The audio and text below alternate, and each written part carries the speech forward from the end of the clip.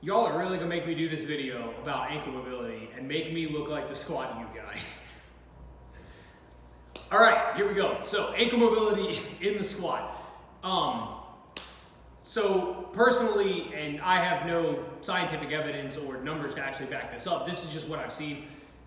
Personally, I'd say about 50% of people that think they have an ankle mobility issue in squats, I'm going to assume that you think you have that issue because you can't hit depth.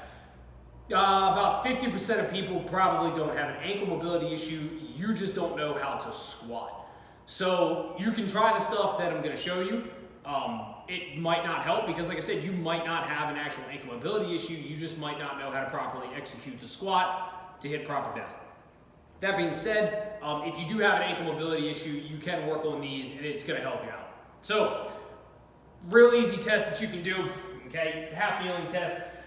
We're just going to find a wall, okay, or a pole just like so. Thumb, all right? So, getting our foot set back from that position. So, thumb on the pole, base of the hand right on your toe. The idea is we're going to try to take our knee toward the pole without letting the knee dive in this way. So think about pushing it towards your pinky toe, okay? So we're taking this forward, right, and we're getting as far as we can. Now, obviously, I know I have an ankle joint restriction, okay? So that's why my knee is not touching the pole without my heel coming up. The idea is that you can get your knee all the way there without any problems and with your heel staying down. If you cannot do that, you need to look at one of two things.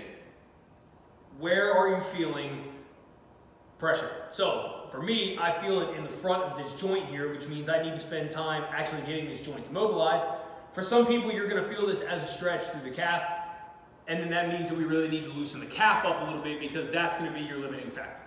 So if you do have an ankle joint, if you feel it in the front and we need to work on that joint itself and get that to mobilize, really great way to work on this is using a band. So we're going to get this band set right at the base of our ankle. Now the idea is when we go forward, this band should be pulling back and down on that joint to allow the knee to glide over without any discomfort. So if you have the band up here and you go to do this and it hurts, band is too high. If you have it all the way down here and you're doing it and it still hurts, band's too low, okay? Again, right at the base of the ankle here, the top of the foot, band should be pulling back and down. You can bring your foot up on top of like a plate if you want to elevate it a bit, or you can simply just kind of lean over and just pull this down a bit, okay? You can do it either way. So we're pulling this down and back, and again, we're gonna let that knee come forward here, again, pointing it over the pinky toe, so we're not letting it cave in. Over the pinky toe, hold for a couple seconds, take it back, take it forward again. Again, we're gliding that knee over top of the toes here, allowing that joint to freely move around. These are really good to do before squats. I do them all the time just because I know I have that joint restriction issue. So we'll go a few of these. I do about 10 on one side, 10 on the other. Again, really feeling it out, allowing that joint to move around freely. Now, if you don't have that restriction, but the limiting factor is your calf, then we need to loosen the calf up.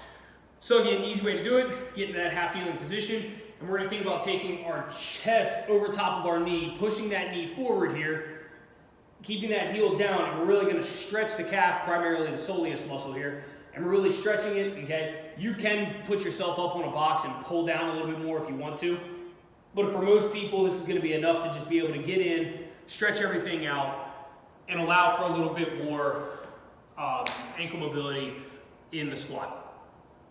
Again, I'm going to reiterate this. It is worth noting that I do believe about 50% of people that think they have an ankle mobility issue, you don't actually have one.